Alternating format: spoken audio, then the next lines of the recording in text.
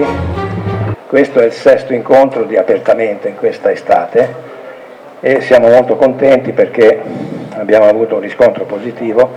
Ringrazio l'ex Cespin per il gentile contributo, il comune, ma soprattutto vorrei ringraziare Tiziana con un applauso perché ha dato tutto e di più. Questa sera abbiamo l'onore di avere tra noi Carlo Gentile, professore storico, che ci illustrerà un attimino questa tematica, per cui do la parola a Cirillo che andrà avanti per la serata. Grazie. Carlo Gentile, prima di tutto un caro amico, poi mi sono portato il curriculum perché a memoria non voglio rischiare di dire delle stupidaggini. È ricercatore di ruolo e professore aggregato presso l'Università di Colonia, dove insegna storia e lingua ebraica.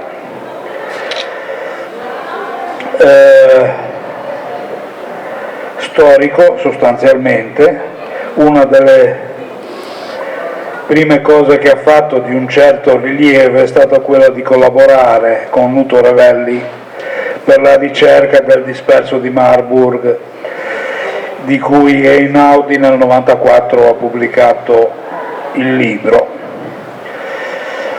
È stato nella sua vita, dagli anni 90, dalla fine degli anni 90 ad oggi, consulente di tribunali italiani, tedeschi e canadesi per le stragi naziste. Quindi non ha fatto solo la consulenza per le stragi naziste per tribunali italiani, ma anche per tribunali tedeschi e per tribunali canadesi.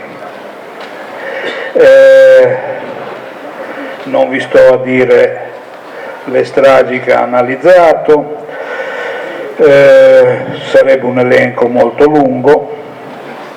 Cito solo Sant'Anna di Stazzema, che forse è la strage più nota, ma ha rovistato a lungo nel famoso armadio della vergogna, e è uno di quelli che è riuscito a mettere le mani su quei fascicoli.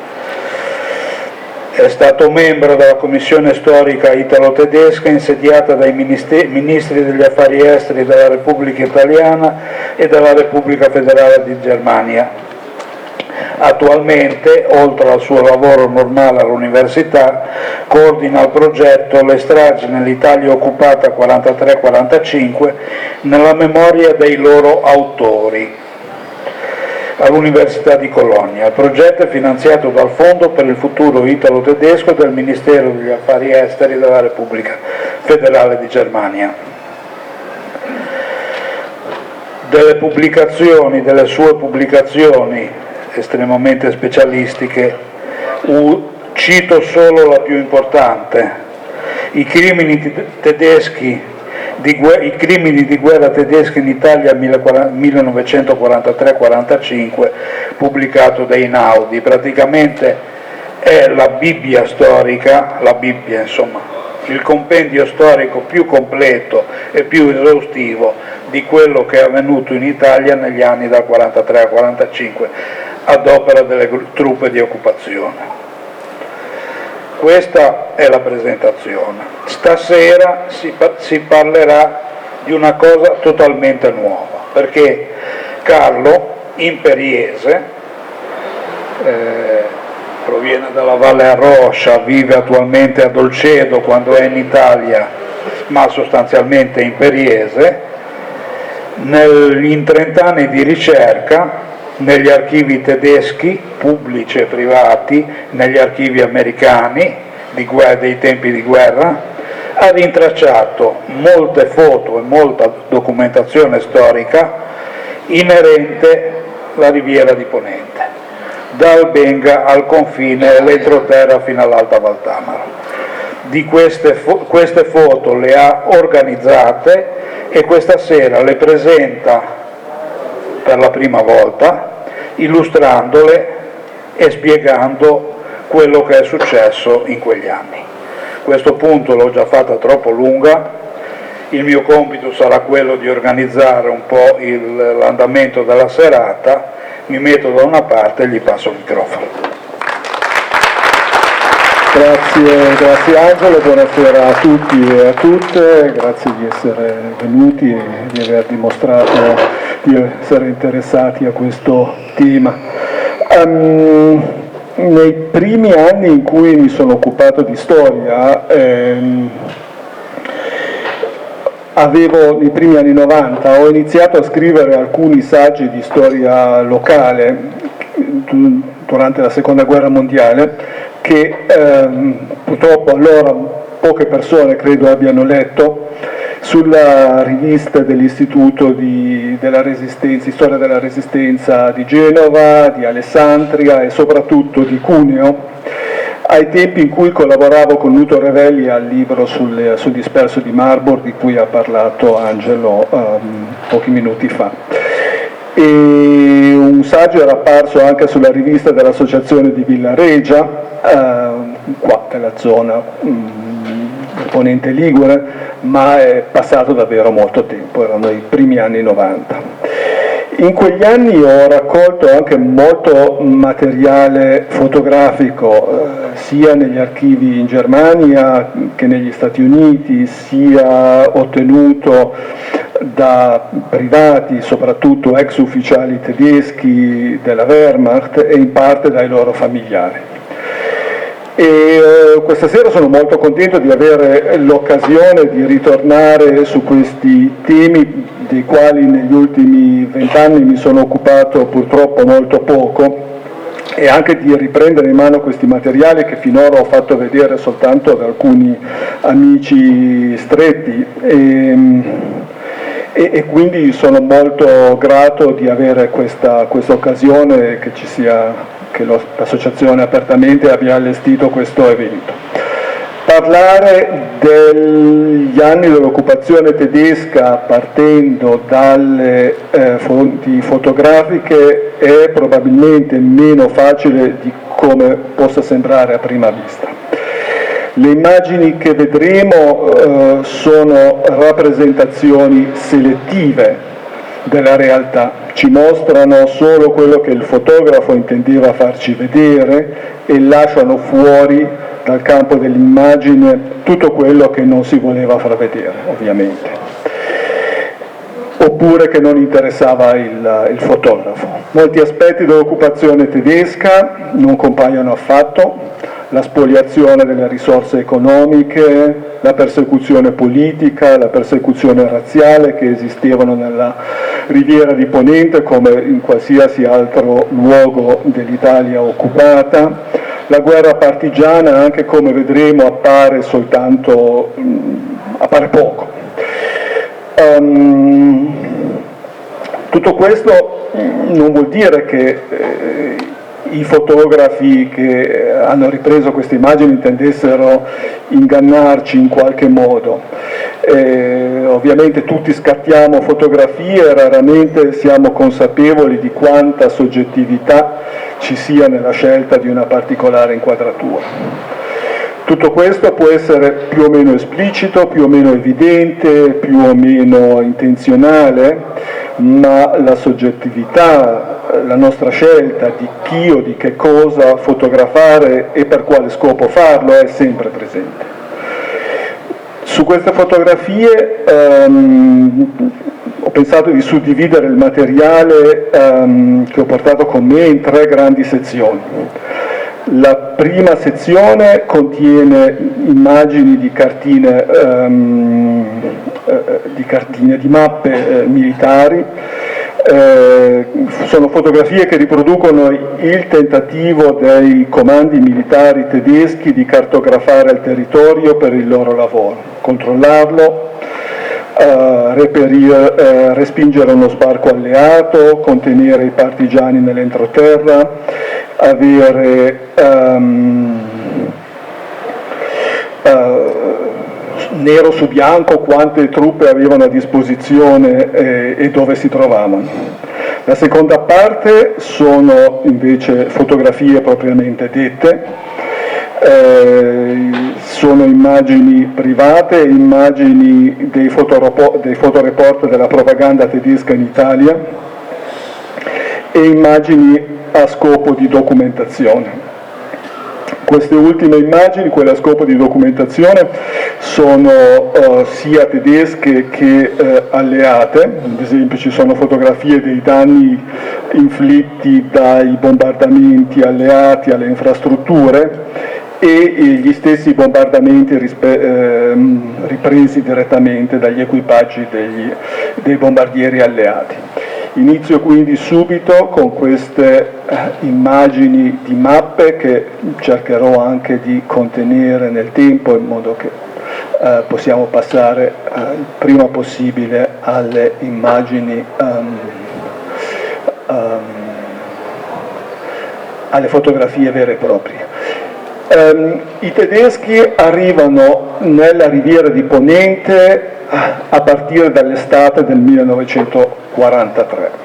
Prima di questo momento, prima dell'agosto del 1943, i tedeschi sono pochissimi, sono concentrati a Genova e a Savona, sono soprattutto formazioni della contraerea che proteggono le strutture portuali e nel resto della Liguria non ci sono.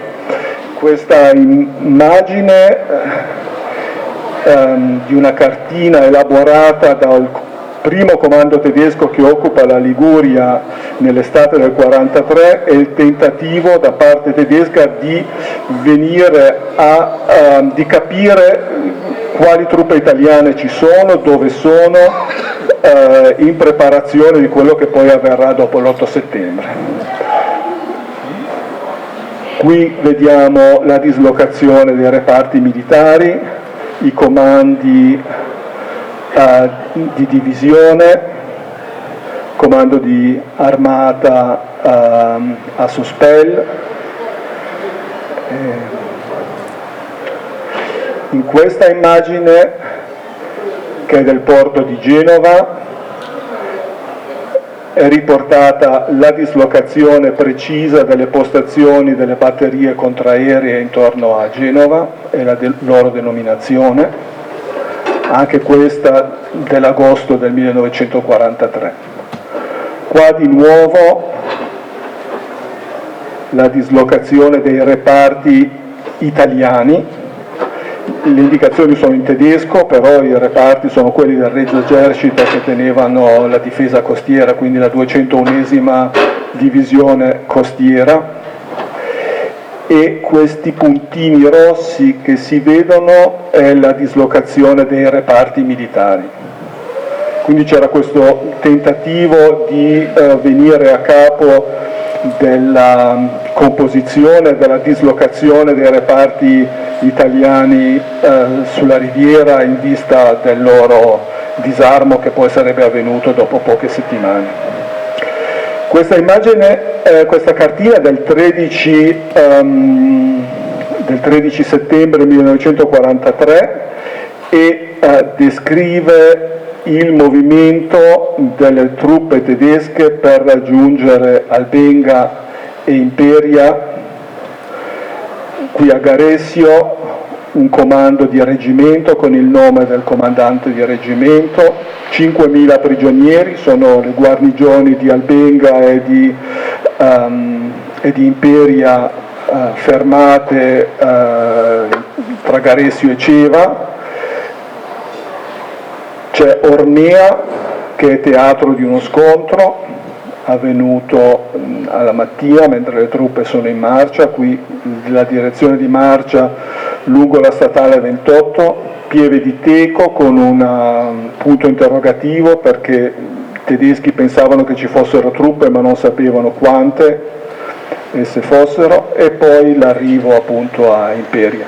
Mentre a Sanremo era già arrivato il 10 settembre alla sera un reparto proveniente da Savona e dalla Francia, qui c'è scritto un reggimento SS ma non era un reggimento SS, qua gli ufficiali tedeschi si sono sbagliati, era in marcia da Mentone verso Ventimiglia, poi è rimasto bloccato alla frontiera dalle distruzioni effettuate dalle truppe italiane. Qui siamo già al 15 di settembre, 2 giorni dopo. l'occupazione si è già stabilizzata, Imperia è sede di un comando di battaglione, qui dietro a Diano Marina una postazione di artiglieria, poi spostata, come vedremo, più verso Imperia, un comando a Ponte d'Assio e il comando dello stesso ufficiale, il colonnello Reich, che da Garesio si è portato a Borgomaro. Borgomaro rimarrà fino alla primavera del 1944 sede di comandi relativamente importanti. Qui di nuovo siamo al 20 settembre, passiamo oltre. Come vedete in questa fase ci sarebbero cartine per quasi ogni giorno. La situazione viene monitorizzata costantemente e anche tutte le modifiche dello schieramento vengono registrate. In questa cartina sono riportati il pericolo di sbarchi, le frecce rosse indicano le zone che possono essere oggetto di sbarchi, più grande la freccia più grande è il pericolo che lì possa avvenire uno sbarco. Questa è la zona di Genova, Portofino, qui siamo di nuovo a Imperia, qui c'è una freccia un po' più piccola perché la zona di Imperia non era ritenuta così in grave pericolo come quella di Albenga o di Savona o di Genova. Anche qua ovviamente difficile da capire perché ci sono tutti i simboli tattici, però adesso provo un attimo con questo aggeggio. Questa è la sede di un battaglione. Queste asticelle sono la sede di una compagnia, quindi un battaglione era formato da 4 compagnie. Queste sono postazioni di artiglieria, queste sono postazioni controcarro e questi sono nidi di resistenza o bunker che erano allora in costruzione. Questo sotto Caramagna con queste crocette è un campo minato. E questa carta è dell'ottobre del 1943. In questo schizzo invece i tedeschi fanno dei rilevamenti delle fortificazioni italiane del confine. Qui è la zona sopra Ventimiglia, tutti i fortini italiani li ispezionano, preparano carte accurate appunto per sapere che cosa c'è e se è possibile utilizzarli per i loro scopi. Qui siamo di nuovo a Genova, come vedete il dettaglio di queste carte è veramente impressionante, hanno praticamente inserito tutte le informazioni militari che di cui disponevano. Alcune, conoscendo i simboli, sono facili da capire, le sedi dei comandi delle compagnie, dei battaglioni, dei reggimenti, altri non li so neanche io che cosa vogliono dire, bisognerebbe proprio fare degli studi specifici. E qua siamo nell'entroterra. Borgomaro, Maro Castello, sede di un battaglione del Genio, Sarola di una compagnia del Genio, questa W e il numerino sono i nidi di resistenza che stavano costruendo lungo la statale 28, quindi sopra tra Ponte d'Assio e Sarola e poco prima di arrivare a Cesio. Questo qua nella zona di Cesio rimarrà fino alla fine della guerra uno dei nidi di resistenza più importanti e dei presidi tedeschi anche più importanti della zona dell'entroterra.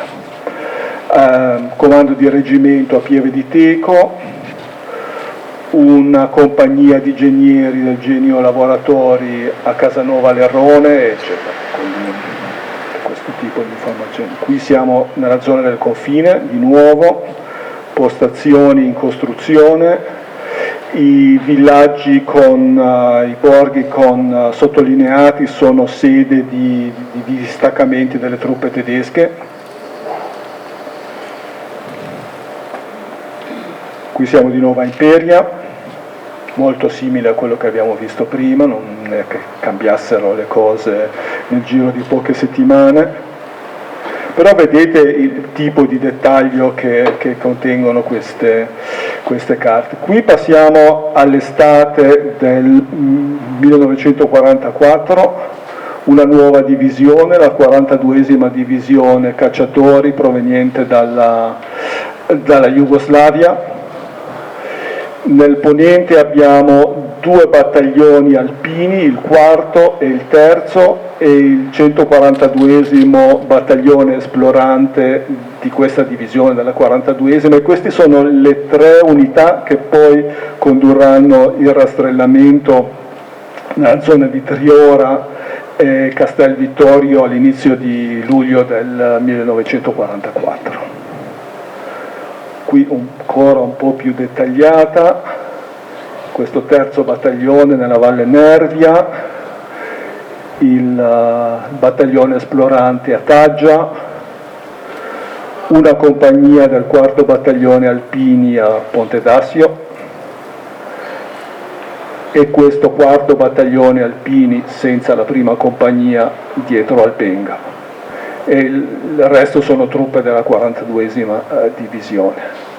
Questo tipo di carta invece, che proviene direttamente dal comando di Kesselring, dall'ufficio addetto alle operazioni antipartigiane, è il tentativo dei comandi tedeschi di registrare in tutta Italia l'attività dei partigiani settimana per settimana.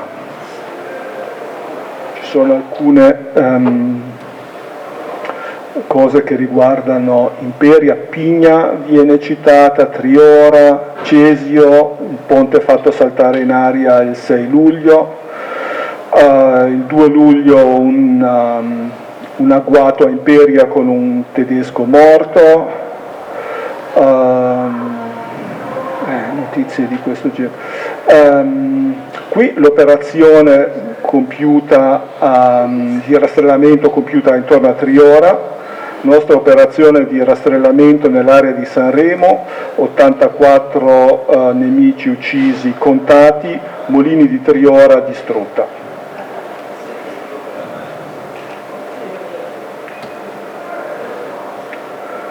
In questa carta del luglio del 1944 vengono registrate le informazioni ottenute da varie fonti sulla dislocazione delle formazioni partigiane.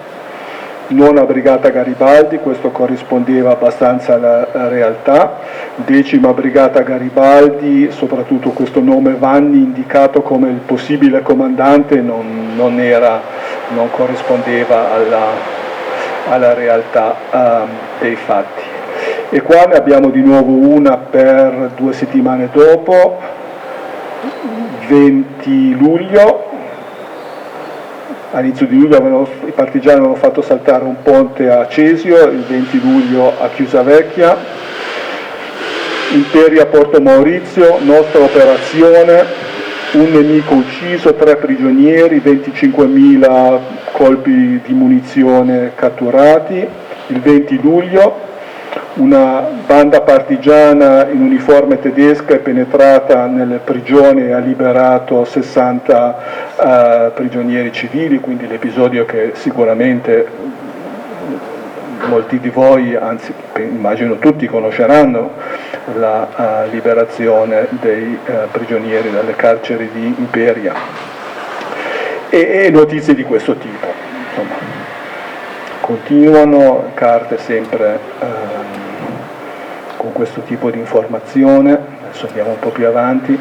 Questa forse è più interessante perché rappresenta la situazione del fronte delle Alpi occidentali nell'inverno del 44-45, i vari settori dei battaglioni, in nero le forze armate tedesche, in verde le forze armate dell'RSI, quindi vuol dire che questi simboli che corrispondono a delle postazioni, dei nidi di resistenza, quelli neri erano occupati da soldati tedeschi, quelli verdi da soldati della Repubblica Sociale Italiana, quindi italiani, e 3 qua sul fronte proprio sopra Ventimiglia e qua nella zona di Bordighera.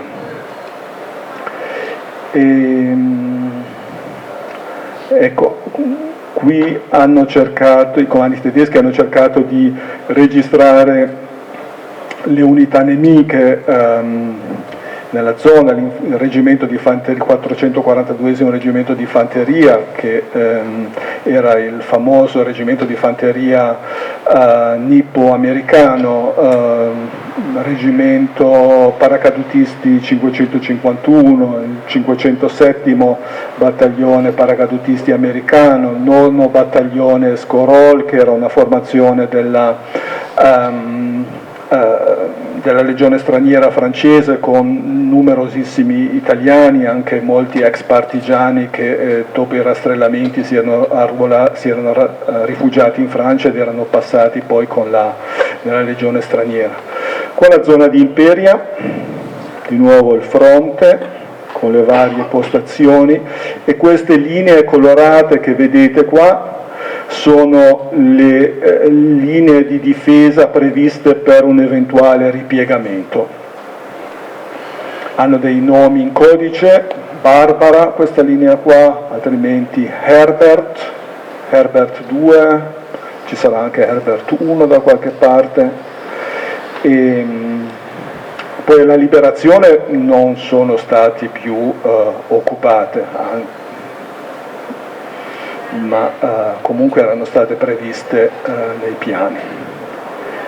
E questa qua è l'ultima cartina dell'inverno del 1945 del retroterra di Imperia, e questa è la linea di difesa prevista nel caso di ripiegamento.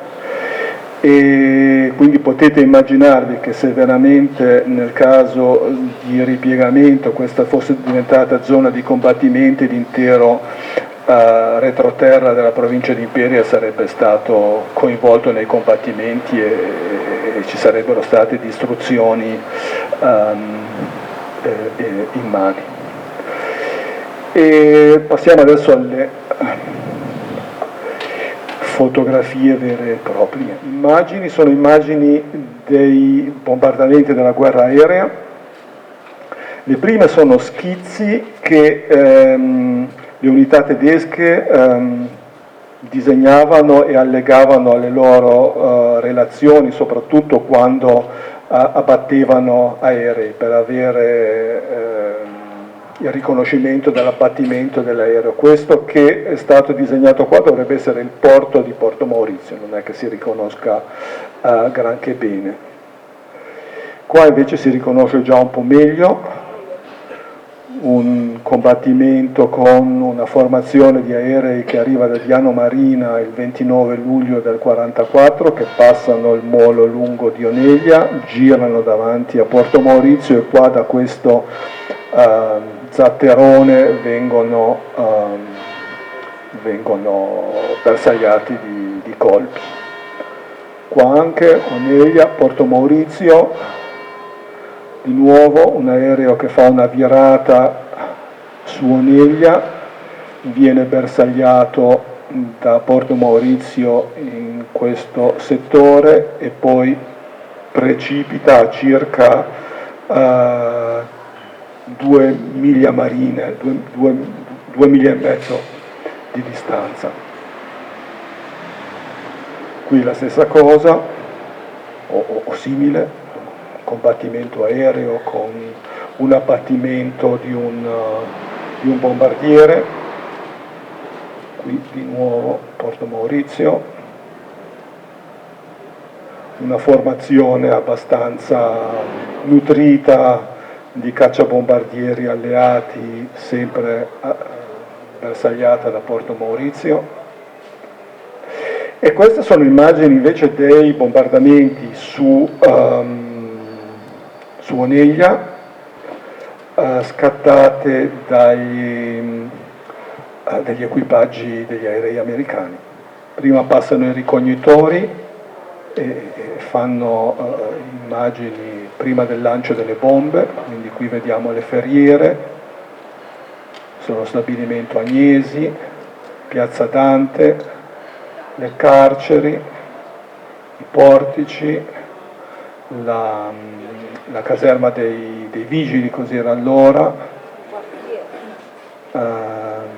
il porto con credo fosse un cacciatorpediniere, l'Achille Papa, danneggiato e tenuto lì come per bloccare l'ingresso al porto. Questa è anche una nave danneggiata, qua dovrebbe essere quello zatterone che si vedeva nella fotografia dei soldati che correvano, e questa è la zona dove poi è stata costruita la capitaneria, qua i cantieri Terrizzano e qua delle navi in costruzione.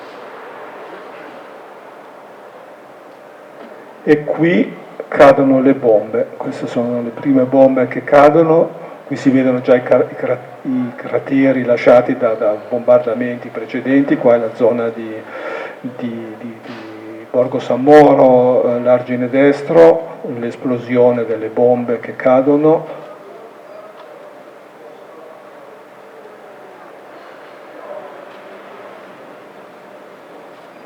Qui di nuovo le bombe che esplodono proprio su Borgo San Moro. E qua sull'argine destro si avvicinano alla città. Sono proprio fotografie scattate nel giro di pochissimi secondi una dall'altra. Qua invece saltiamo, siamo ad Albenga. Questo è il bombardamento del ponte sul Centa ad Albenga. Ecco qua, momento dell'esplosione, qua delle bombe che sono già esplose, si vede la polvere, e qua invece il bagliore dell'esplosione. Il ponte è stato centrato. Di nuovo Albenga, e questo è il rapporto finale americano, in cui gli esaminatori delle fotografie aeree studiavano i particolari e cercavano di determinare fino a che punto l'incursione avesse avuto successo, cosa fosse stato effettivamente distrutto e quanto ci volesse per rimetterla in funzione. Ecco, qua siamo a Oneglia il 21 febbraio del 1944, 11:44, vedete qua sotto c'è l'ora, poco prima del lancio delle bombe, le carceri, Piazza Dante, la strada che porta verso il fiume, verso l'impero, e tutti i crateri delle bombe già esplose in incursioni precedenti.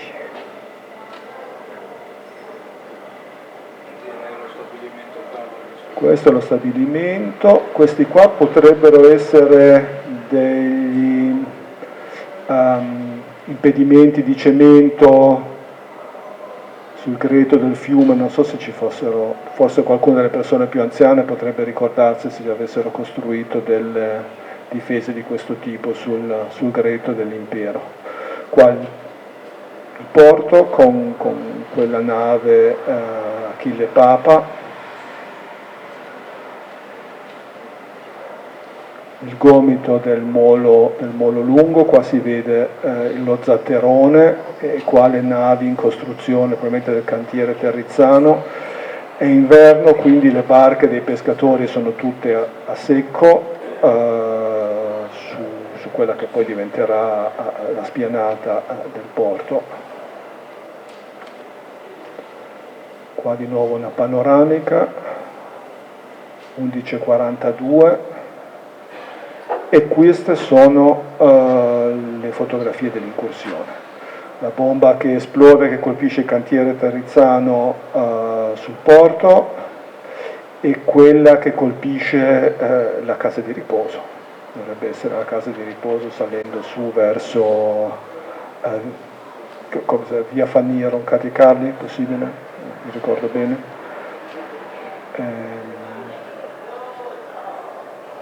Qua di nuovo le bombe, eccole, queste sono le bombe che colpiscono il carcere, e qua,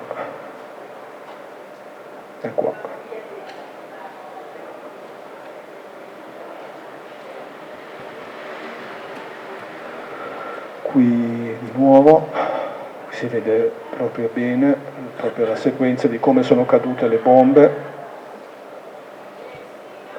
e alcune che cadono su Capoberta, qua le esplosioni ce ne sono qua su... Ha fatto poco pigliassero la Galeazzi.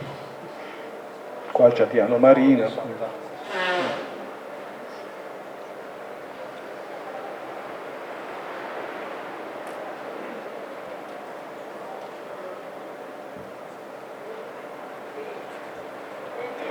E queste qua sono invece le fotografie che i tedeschi facevano, il genio Pontieri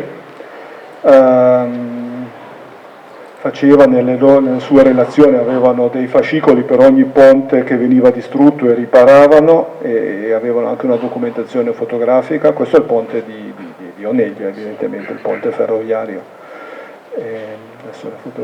Questo è Albenga, ponte di Albenga. Venendo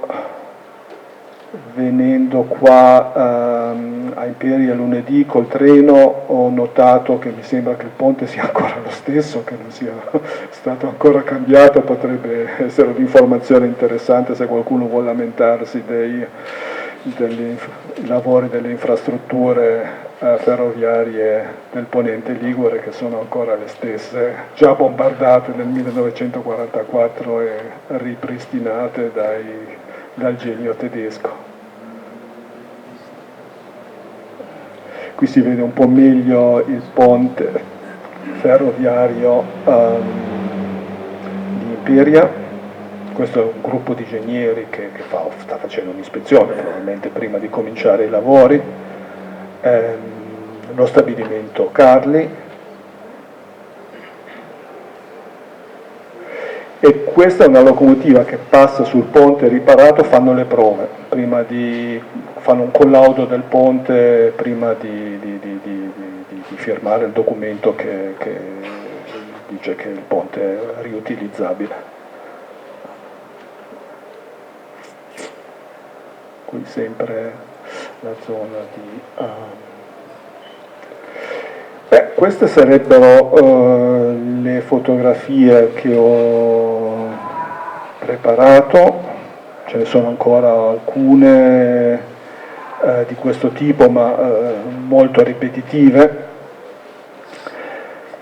quindi io adesso potrei anche finire qua e essere pronto a rispondere alle domande che volete farmi su questa documentazione o su qualsiasi altro argomento legato a queste immagini.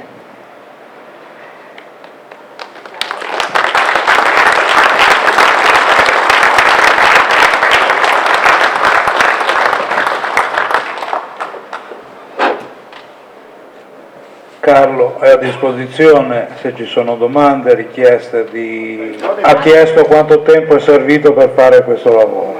I giorni non si contano, nel senso che uno entra in archivio e si siede e di solito dimentica anche di andare a mangiare a mezzogiorno. Ci ho messo un paio d'anni per raccogliere questo materiale, senz'altro. L'incontro con questo ufficiale Gherardi che mi ha messo in mano il suo album di fotografie deve essere avvenuto nel 97-98.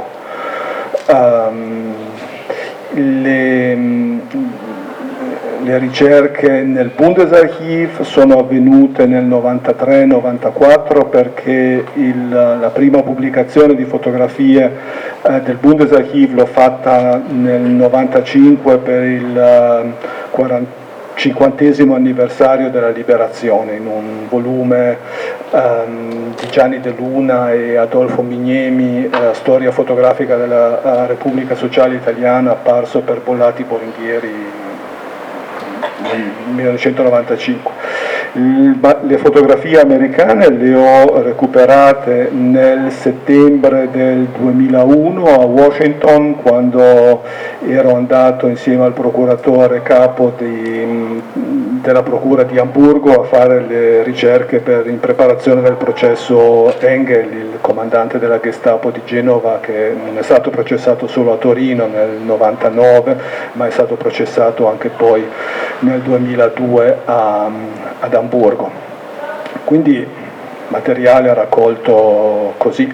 Le immagini dei ponti danneggiati di Albenga e di Imperia le ho trovate 10 giorni fa all'archivio di Friburgo per caso. Le immagini delle carte geografiche le ho fatte nel corso degli ultimi 2 anni, perché prima era vietato fare fotografie, bisognava fare fotocopie o cose del genere, era tutto molto complicato, e negli ultimi 2 anni invece hanno permesso di fare fotografie col cellulare, quindi mi sono messo lì e mi sono fatto l'ultima volta 10 giorni fa 3.500 fotografie al Bundesarchiv. Quindi ci vuole un po' di tempo, ma bisogna avere pazienza e fortuna, come sempre quando si va in archivio. Non è un supermercato, a volte si trova quello che uno sta cercando, ma a volte invece no, e a volte si trovano cose completamente diverse che magari uno non aveva idea che esistessero e sono altrettanto interessanti di quelle che cercava e che invece non ha trovato. Il problema della documentazione tedesca è quello che alla fine della guerra la maggior parte è andata distrutta. I comandi tedeschi, le unità tedesche consegnavano regolarmente la loro documentazione agli archivi e le ultime consegne regolari sono state il 31 dicembre del 1944. Nella maggior parte dei casi negli archivi tedeschi erano rimasti i documenti consegnati entro il 30 giugno del 1944, quelli successivi si diceva fossero stati distrutti nei bombardamenti della fine della guerra. E recentemente dagli archivi russi è comparso invece molto materiale che si credeva andato perduto, che arriva fino al 31 dicembre del 1944, quindi completando questa documentazione che appunto si credeva perduta.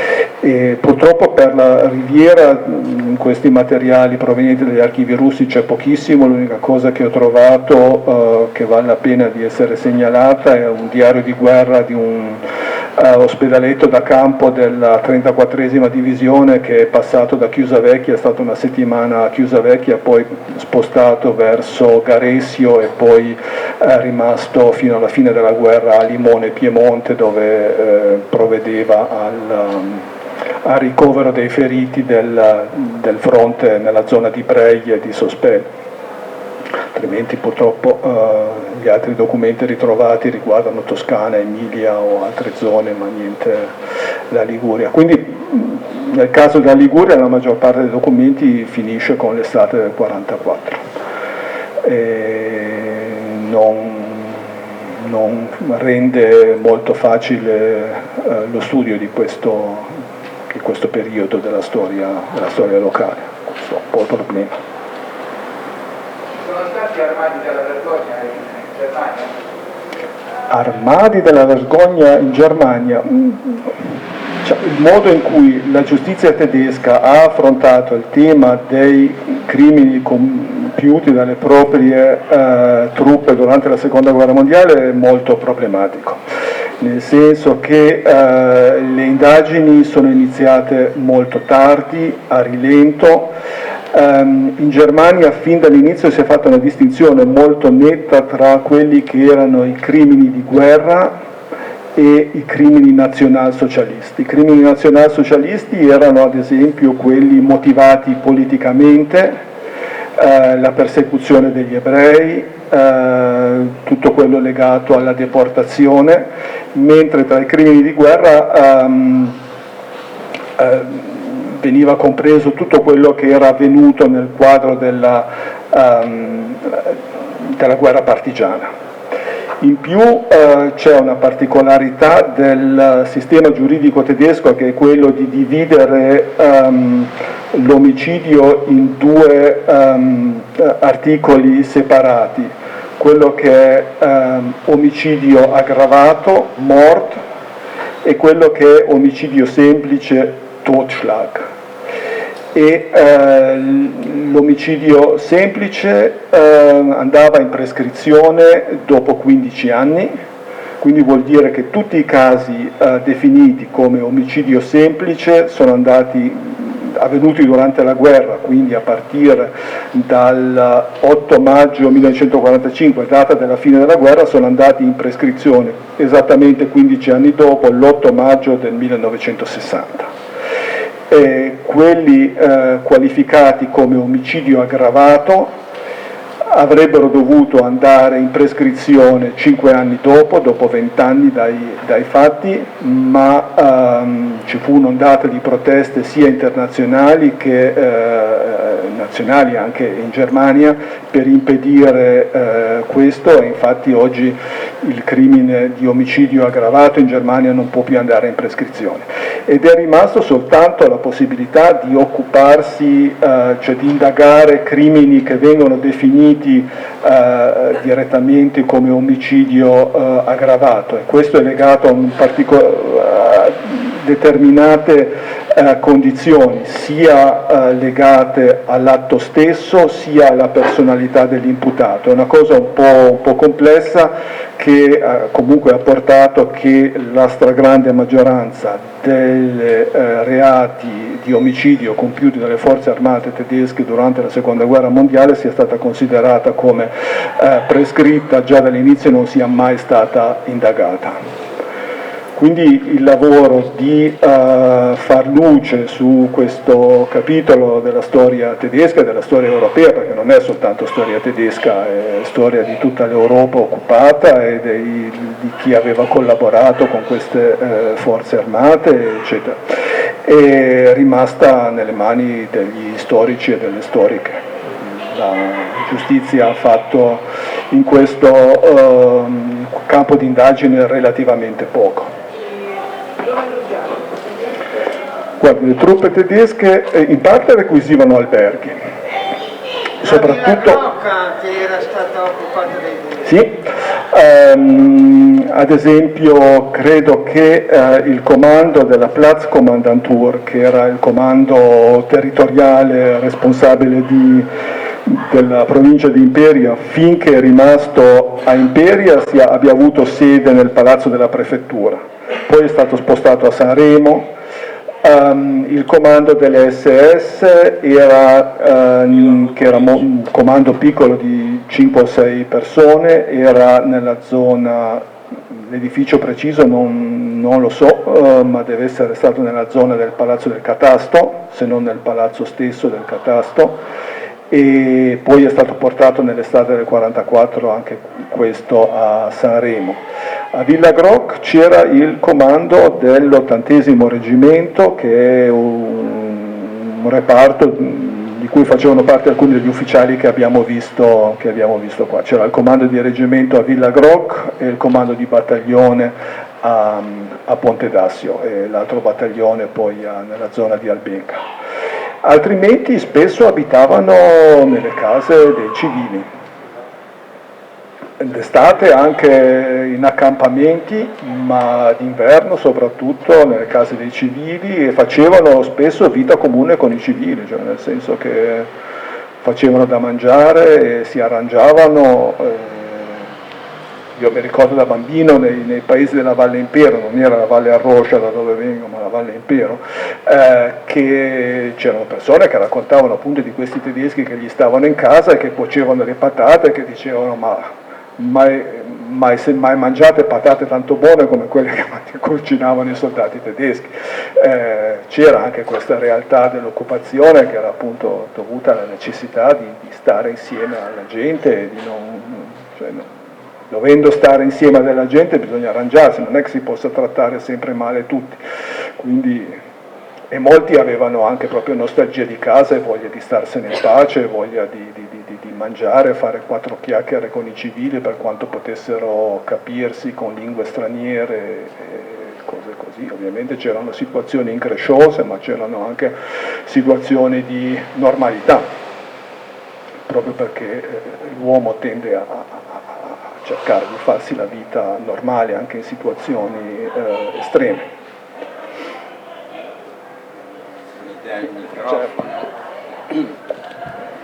Grazie, prendo lo spunto da queste ultime cose che hai detto. Allora, io purtroppo mi sono voltato indietro e ho scoperto che l'unico presente tra il 43 e il 45 ero io, avevo 11-13 anni, quindi una parte consistente delle cose che hai fatto vedere io le ho viste.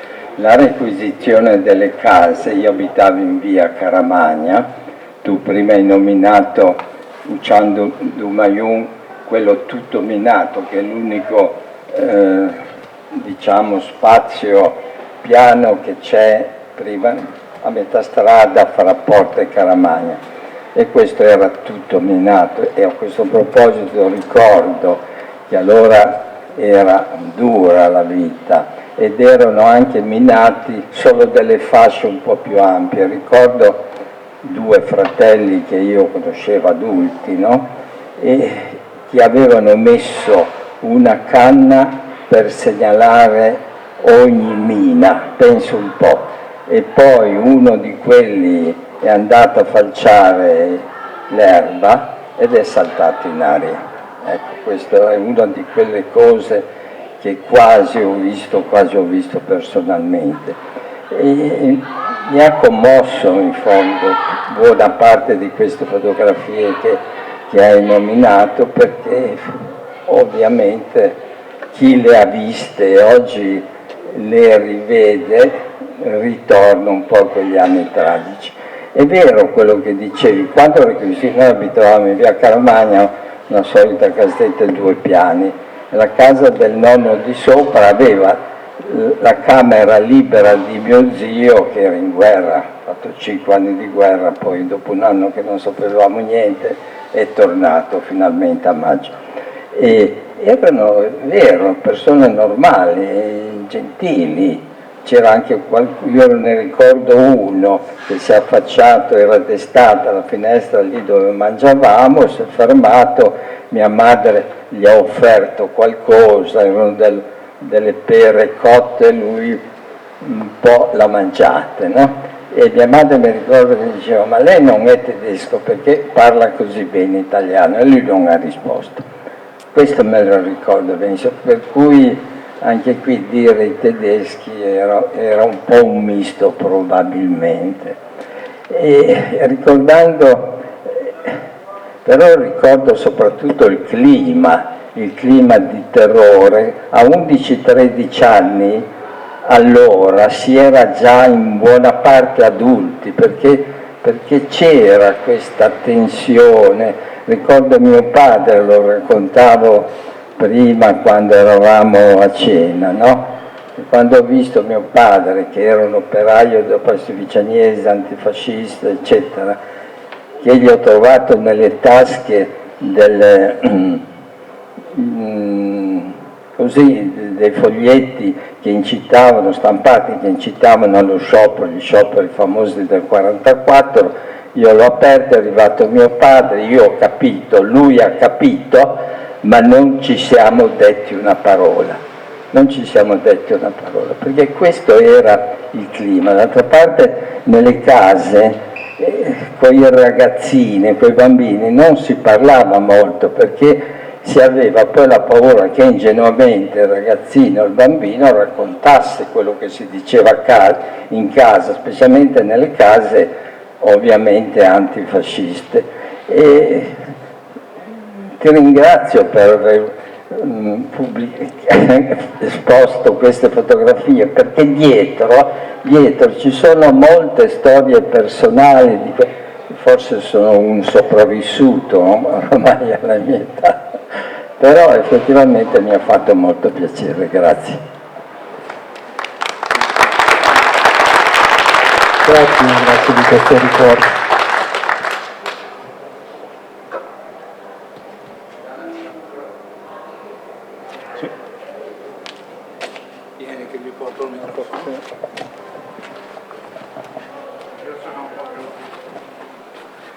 Sono un po' più giovane del dottore, ma qualcosa mi ricordo anch'io. A Bordighera io sono nato nel 38, quindi nel 44 avevo 6 anni, forse avevo fatto la prima elementare, e ricordo un fatto curioso. Verso la fine, in cima alla strada dove sono nato io c'era un sellaio che riparava i finimenti dei carri aggi tedeschi, e questo non so se era stato Otto Krüger, adesso non mi ricordo il nome, non ha importanza. Aveva fatto amicizia con questo sellaio Arduino che era un piemontese, e verso la fine della guerra è capitato questo fatto curioso, che arriva con un carro a pianale con un telo coperto, entra dentro e dice: Arduino, Arduino, fare affari, e lui non capiva. In poche parole, su questo carro lui aveva messo non so quante casse di tritolo e le voleva imboscare nel rifugio, perché gli avevano armato le cantine per fare da rifugio. Lui lo voleva imboscare lì, perché dice: finita guerra questo valere molto, fare affari. Mi ricordo questo particolare perché io in combinazione ero dentro sempre a questo laboratorio, perché da bambini si è curiosi. Ricordo questo fatto. Poi non so, il treno armato che lei ha fatto vedere, ogni tanto tra Sanremo, tra Speraletti e Bordighera, finiva nella galleria di Bordighera, perché c'era sempre una nave inglese che ogni tanto veniva a bombardare, perché sopra, non so se qualcuno di voi è capitato sulla via dei Colli a Bordighera, adesso c'è una specie di belvedere, la villa sopra c'era un commandantur, allora la nave e lì c'erano piazzato 2 cannoni, ogni tanto la nave inglese sparava un colpo e lo scemetto che parla aspettava il fischio, il boom e poi il fischio, e ogni volta mia madre mi lustrava i pantaloni.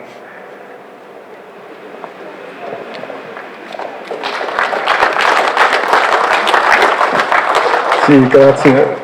Sì, questa cosa del fare affari era molto diffusa, perché ad esempio i camionisti tedeschi erano quelli che facevano i migliori affari di tutti, perché in un periodo in cui era impossibile spostarsi, il commercio aveva bisogno di vendere o di acquistare materie prime, una cosa, e quindi si mettevano d'accordo con i camionisti tedeschi che si facevano pagare per portare merci, che so io, da Imperia a Genova, o da Alessandria a Genova, o da Genova a Parma, che so io, secondo i viaggi che dovevano fare. Questo succedeva molto, molto spesso. Sono un po' più giovane del dottore, ma qualcosa mi ricordo anch'io. A Bordighera io sono nato nel 38, quindi nel 44 avevo 6 anni, forse avevo fatto la prima elementare, e ricordo un fatto curioso. Verso la fine, in cima alla strada dove sono nato io c'era un sellaio che riparava i finimenti dei carri aggi tedeschi, e questo non so se era stato Otto Krüger, adesso non mi ricordo il nome, non ha importanza. Aveva fatto amicizia con questo sellaio Arduino che era un piemontese, e verso la fine della guerra è capitato questo fatto curioso, che arriva con un carro a pianale con un telo coperto, entra dentro e dice: Arduino, Arduino, fare affari, e lui non capiva. In poche parole, su questo carro lui aveva messo non so quante casse di tritolo e le voleva imboscare nel rifugio, perché gli avevano armato le cantine per fare da rifugio. Lui lo voleva imboscare lì, perché dice: finita guerra questo valere molto, fare affari. Mi ricordo questo particolare perché io in combinazione ero dentro sempre a questo laboratorio, perché da bambini si è curiosi. Ricordo questo fatto. Poi non so, il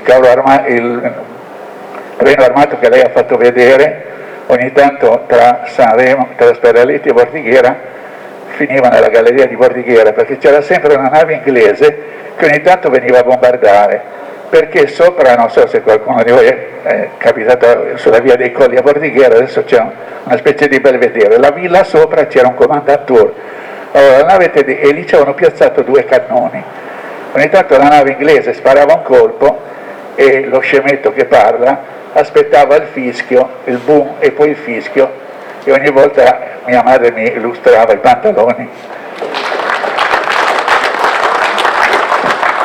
Sì, grazie.